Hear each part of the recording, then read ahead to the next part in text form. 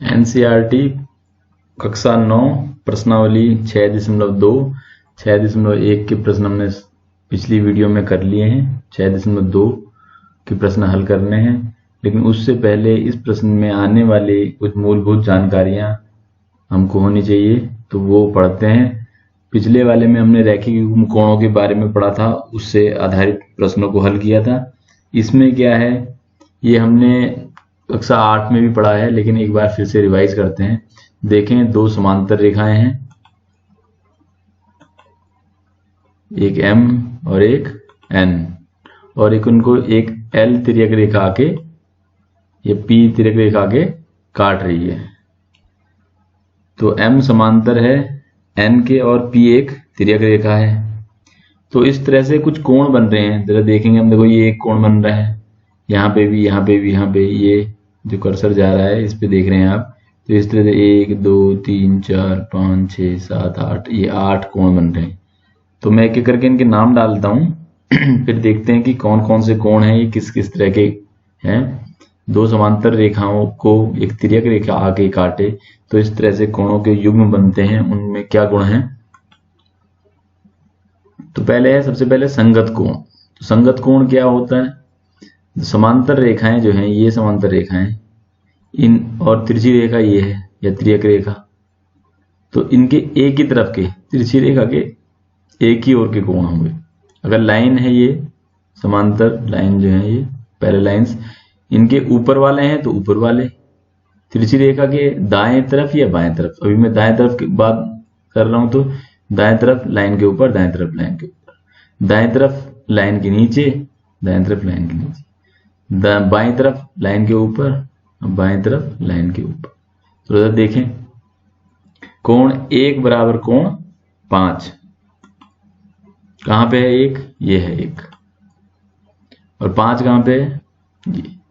तो तिरछी रेखा के बाएं ओर लेकिन समांतर रेखाओं के ऊपर वाला जो कोण है, ये कोण जो है बराबर होते हैं, ये है संगत कोण।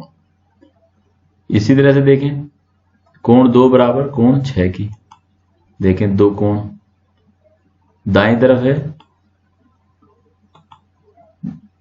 दूसरा कोण भी दाएं तरफ है और लाइन के ऊपर है, समांतर रेखा के ऊपर। 2 बराबर 6। इसी तरह से 4 बराबर 8, ये 4 कोण है और ये 8 कोण है। इसी तरीके से ये कैसे थे? समांतर रेखा के नीचे की ओर है, लेकिन तिरछी रेखा के एक ही तरफ है, बाईं तरफ है ना। और 3 बराबर 7 की, ये 3 है और ये यहां पे 7। तो इस तरह से हम देख रहे हैं, इस तरह के कोणों का युग्म जो है वो संगत कोण युग्म कहलाएगा, और ये कोण बराबर होते हैं। तो 1 बराबर 5 होगा, 2 बराबर 6 होगा, 4 बराबर 8 और 3 बराबर 7। तो कैसे याद रखेंगे? समांतर रेखा के ऊपर है तो ऊपर वाले ही, लेकिन ये तिरछी रेखा के दाएं तरफ ही होने चाहिए या बाएं तरफ ही होने चाहिए। नीचे है समांतर रेखा के, तो समांतर रेखा के नीचे वाला ही। फिर है अंत एकांतर कोण। तो देखें, अंतर एकांतर कोण कौन से हैं? कोण 4 बराबर कोण 6 के। देखो, ये 4 है और ये 6 है, इसे देख सकते हैं। ये देखो, ये 4 है, ये 6। तो ये क्या होंगे? तिरछी रेखा के एक दाएं तरफ होगा तो दूसरा बाएं तरफ, और समांतर रेखाओं के अंदर की ओर की कोण है ये। 4 बराबर 6। इसी तरह से 3 बराबर 5, 3 बराबर 5, ये। तो एक दाएं तरफ और एक बाएं तरफ। तो जब इस तरह से होंगे तो ये ने बोलते हैं अंत एकांतर कोण। जब ये समांतर रेखाओं के अंदर की तरफ है अंत है, और जब बाहर होंगे तो बाह्य है। तो बाह्य एकांतर कोण भी देख लेते हैं हम। तो ये बाह्य कैसे होंगे? तिरछी रेखा के एक दाएं वाला, एक बाएं वाला। तो एक नंबर जो है वो बाएं तरफ है, 7 नंबर दाएं तरफ है। तो देखें, 1 बराबर 7, ये 1 है, ये 7 है। तो ये एक दाएं तरफ वाला, एक बाएं तरफ वाला। अब ये समांतर रेखाओं के बाहर है, इसलिए ये है बाह्य एकांतर कोण। इस तरह से 2 बराबर 8, 2 बराबर 8 की। तो ये बाह्य एकांतर कोणों का जोड़ा है। और क्या ध्यान रखना है, समांतर रेखाओं का गुण है कि उसके एक ही ओर के जो है अंतः कोणों का योग जो है वह 180 अंश होता है। तो 4 धन 5 बराबर 180 या 3 धन 6 बराबर 180। तो इन को लेकर के, इन नियमों को ध्यान रखते रैखिक युग्म कोणों का, और यहाँ पे हमने पहले भी पढ़ चुके हैं, 1 बराबर 3 होगा, ये तो शीर्षाभिमुख कोण है, 2 बराबर 4 होगा, शीर्षाभिमुख कोण है, 5 बराबर 7 शीर्षाभिमुख कोण, 6 बराबर 8 शीर्षाभिमुख कोण। तो इनको ध्यान रखते हुए इस प्रश्नावली को करना है। तो देखते हैं पहला प्रश्न। तो चित्र दिया हुआ है किताब में, आप किताब भी देखेंगे, वीडियो को डाउनलोड कर लेंगे और प्रश्न को देखते हुए हल करेंगे। किताब जरूर खोलनी है। तो ये वीडियो थोड़ी लंबी होगी, हम सभी प्रश्नों को हल करेंगे। देखना, x और y के मान ज्ञात करने हैं और दिया हुआ है x, और दर्शाइए कि ए बी समांतर है सी डी की, और ए बी समांतर सी डी भी बताना है। तो समांतर बताने के लिए या तो संगत कोण बराबर दिखाएं या एकांतर कोण बराबर दिखाएं। तो जैसा कि हम यहाँ देख रहे हैं कि ये देखो 50 और x एक सरल रेखा पर हैं, है ना, सरल रेखा पे। तो सरल रेखा पे रैखिक युग्म कोणों का जोड़ कितना होता है? 180 अंश। तो 50 प्लस x बराबर क्या हो जाएगा? 180 अंश रैखिक युग्म कोण। तो फिर x का मान कितना आ जाएगा? 180 में से 50 घटा दें, तो x बराबर आ गया 130 अंश का। अब देखें y बराबर क्या है? 130। क्यों? क्योंकि y और 130 क्या है? शीर्षाभिमुख कोण है। तो y बराबर 130 शीर्षाभिमुख कोण। तो अब हम देख रहे हैं x भी 130 हो गया और y भी 130 हो गया, तो दोनों क्या हो गए? बराबर। तो x बराबर, क्योंकि x बराबर y बराबर 130 है, और ये क्या है? अंतः एकांतर कोण, क्योंकि लाइन के एक तरफ है, बाएं तरफ है, दूसरा दाएं ओर है, और समांतर रेखाओं के अंदर की तरफ है, इसलिए अंत है। तो एकांतर कोण क्यों है? क्योंकि ये एक दाएं है एक बाएं है। तो ये कब होता है? जब रेखाएं समांतर हों। तो जब अंतः कोण समांतर बराबर होंगे तो रेखाएं समांतर होंगी, अगर समांतर रेखाएं हैं तो अंतः कोण बराबर होंगे। तो हम कह सकते हैं कि ए बी समांतर है सी डी की। तो इस प्रकार अगला प्रश्न देखते हैं। चित्र में देखें आप, यहाँ ए बी समांतर दिया हुआ है सी डी के, और सी डी समांतर दिया है ई एफ के, है ना। तो और y और z का अनुपात दिया है 3:7। तो देखें जरा, ये दिया हुआ है जो ए बी समांतर सी डी, ये समीकरण 1 दे देते हैं, ये दिया है। ऐसे ही सी डी समांतर ई एफ, ये भी दिया है। अब समीकरण 1 और 2 से देखें हम, ए बी सी डी के समांतर है, सी डी ई एफ के, तो ए बी समांतर क्या हो जाएगी? ई एफ, है ना। ए बी समांतर क्या हो जाएगी? E F. ये ठीक वैसा ही है जैसे कॉपी में खिंची हुई लाइन है, एक लाइन दूसरी के समांतर है, दूसरी तीसरी के, तो पहली वाली तीसरी के समांतर होगी। तो यहाँ पे कहेंगे हम ए बी समांतर है ई एफ के। अब देखें इस आधार पर क्या हो जाएगा, फिर x कोण जो है वो z के क्या हो जाएगा? एकांतर अंतः कोण या अंतः एकांतर कोण। तो x बराबर क्या हो जाएगा? z इस आधार पे, क्योंकि ए बी समांतर ई एफ है और ये तिरछी लाइन इन्हें काट रही है, तो लाइन के एक बाएं तरफ x और z दाएं तरफ है, तो x बराबर z होगा। एकांतर कोण, अंतः एकांतर कोण भी लिख सकते हैं। अब यहां अनुपात दिया है y अनुपात z दिया है 3:7, तो ये लिख दिया। तो मान लिया हमने y बराबर 3 के और z बराबर 7 के।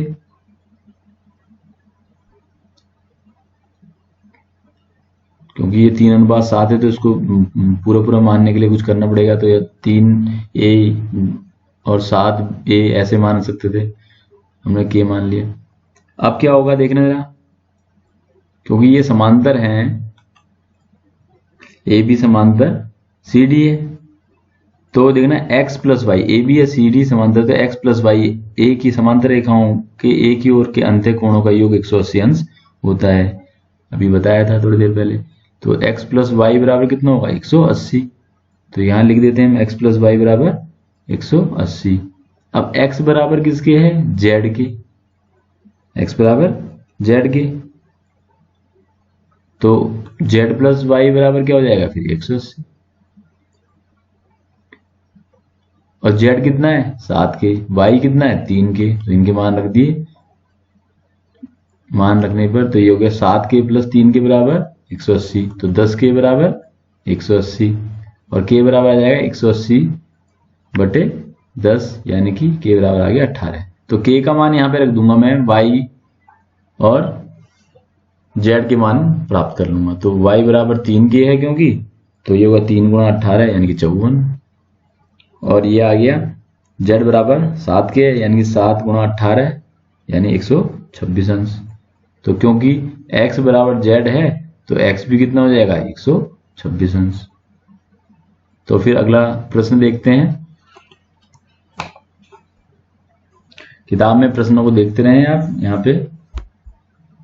यहाँ क्या दिया हुआ है, ए बी समांतर दिया हुआ है। देखो चित्र में भी देख सकते हैं दिया है ए बी समांतर, चित्र के अनुसार नहीं मानना कि समांतर है नहीं, अगर दिया है तभी।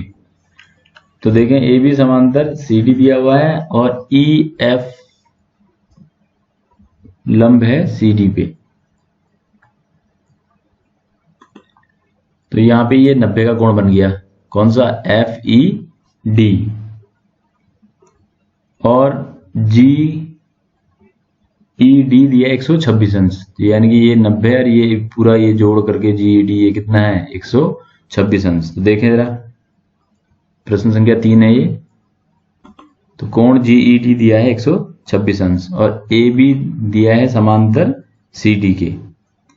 अब देखें कोण जो ए जी ई है, ए जी ई कहां पे दिख रहा है, ये ए जी ई, ये कोण जो है बराबर किसके होगा, जी ई डी के, अंत है एकांतर कोण। और ए जी ई कितना है 126 अंश, इसलिए क्योंकि जी ई डी कितना है 126, तो जी ई डी का मान यहां से ऊपर से रख दिया, तो ए जी ई भी कितना आ गया 126 अंश। अब देखें जी ई डी जो है वो किसके योग के बराबर है, जी ई एफ और एफ ई डी के। जी ई डी है जी ई एफ और एफ ई डी के, और एफ ई डी कितना है, एफ ई डी है 90 अंश, ये लंब है इस वजह से। तो एफ ई डी का मान यहाँ पे रख दूंगा मैं, एफ ई डी का लाल से लिख दिया इसलिए यहाँ पे रख दूंगा। तो जी ई एफ का मान आ जाएगा, ये कर्सर देख रहे हैं आप, जी ई एफ का मान ये 90 यहाँ से घट जाएगा 126 में से, तो ये जी ई एफ जो आ जाएगा 126 माइनस 90 यानी कि जी ई एफ आ जाएगा 36 अंश का। तो जी ई एफ जो है 36 अंश, यानी ये वाला जो कोण है ये 90 के बगल में अंदर की तरफ जो कोण है जी ई एफ कितना है, ये हो गया 36 अंश का। अब देखें ए जी ई ये वाला कोण जो 126 अंश का हो गया है और ये इसके अंदर का कोण, ये दोनों मिला के क्या हो जाएंगे, रैखिक युग्म कोण, यानी कि 180 अंश। तो यहाँ पे ए जी ई का मान रखा 126 और एफ जी ई जो एफ जी ई ये अंदर का जो ये वाला कोण है ये प्राप्त हो जाएगा। कैसे, 180 में से 126 घटा के, तो ये घटा दिया तो ये आ गया 54 अंश, तो ये कोण आ गया 54 अंश।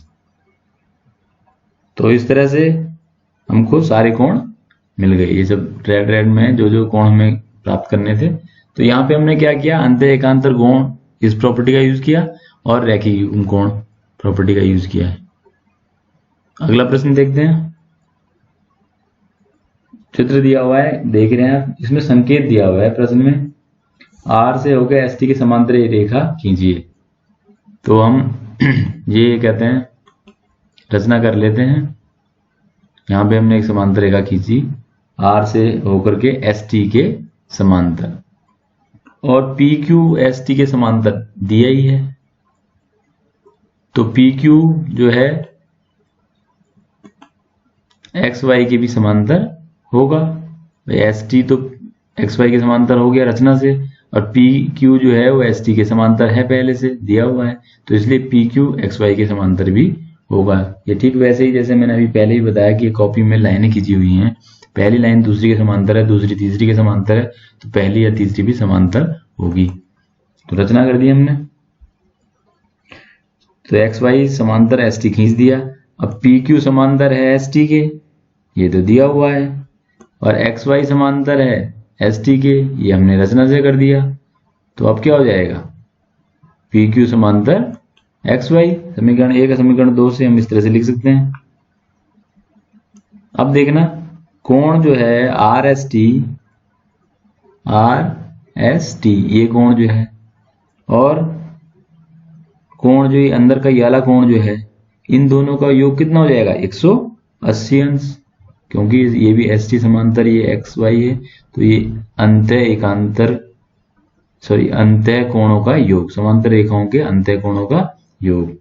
तो लिख दें एक ही ओर के अंतः कोणों का योग, क्योंकि ये समांतर हो गया है। तो आर एस टी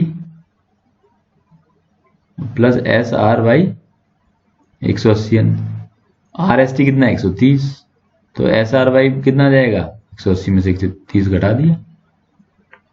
तो एस आर वाई जो है यानी ये वाला जो कोण है, ये जो कोण है ये आ गया 50 अंश का। ठीक है, इसी प्रकार से यहां पे पी क्यू समांतर ये एक्स वाई है, तो ये 110 का है।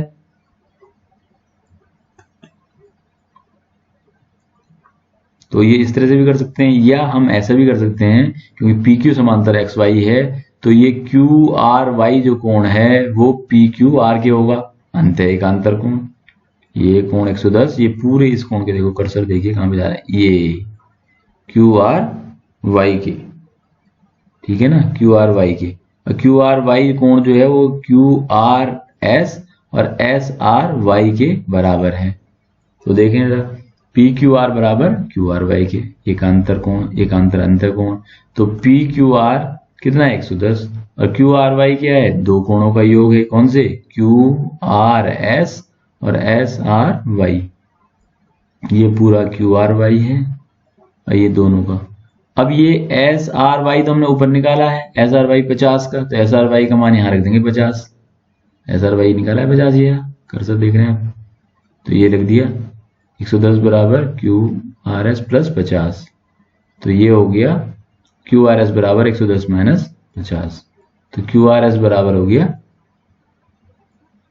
60 अंश का। तो इस तरह से ये कोण हमें प्राप्त हो गया। अगला प्रश्न देखें, ये दिया हुआ है चित्र इसमें भी, तो इसमें क्या क्या कोण दिए हुए हैं, कोण ए पी क्यू दिया हुआ है 50, तो लिख दें जो जो दिया हुआ है, और पी आर डी दिया 127 अंश, है ना, और ए बी समांतर दिया है सी डी की, पी आर डी 127, तो ए बी समांतर सी डी के। तो देखना जरा, ये पी आर एक तिरछी रेखा है, तो 50 प्लस वाई बराबर हो जाएगा 127 के, क्यों, अंतः एकांतर कोण या एकांतर कोण। यहाँ पे अंतः बार बार नहीं लिखने की आवश्यकता है, एकांतर कोण भी लिख देंगे, लेकिन ज्यादा स्पष्ट है तो आप लिख सकते हैं अंतः एकांतर कोण। तो अंतः एकांतर कोण है यहाँ पे 50 प्लस वाई बराबर क्या है 127। 50 प्लस वाई का मतलब है कोण ए पी आर बराबर पी आर डी के, ऐसे लिखेंगे पहले।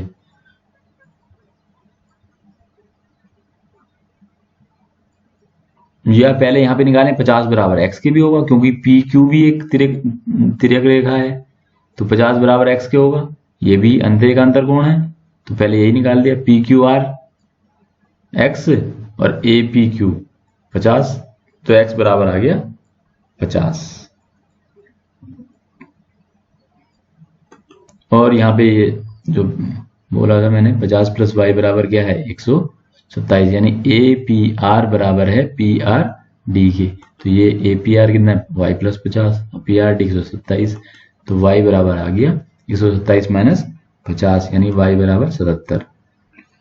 तो इस प्रकार हमें एक्स और वाई दोनों के मान ज्ञात हो गए। तो यहाँ देखो, यहाँ पे भी हमने अंतः एकांतर कोण की प्रॉपर्टी यूज करी, 50 बराबर एक्स कर दिया, और यहाँ 50 प्लस वाई बराबर 127 कर दिया। तो दो इस तरह से हमने एक्स और वाई के मान ज्ञात कर लिए।